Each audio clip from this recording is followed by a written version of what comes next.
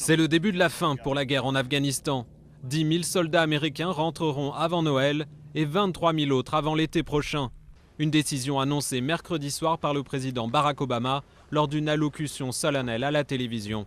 Après cette réduction initiale, nos soldats continueront à rentrer à un rythme régulier au fur et à mesure que les forces afghanes prendront leurs responsabilités. D'une mission de combat, nous passerons à une mission de soutien. D'ici 2014, cette transition sera achevée. Au début de son mandat en 2009, Barack Obama avait doublé puis triplé le contingent en Afghanistan jusqu'à atteindre 100 000 soldats.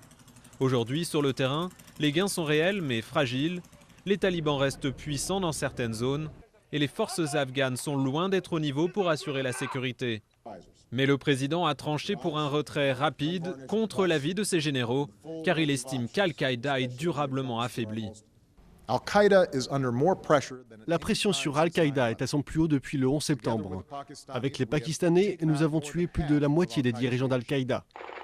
La guerre d'Obama est devenue impopulaire, comme l'Irak l'était sous George Bush. D'abord à cause de son coût, 120 milliards de dollars par an, l'équivalent d'une fois et demie le budget de l'éducation.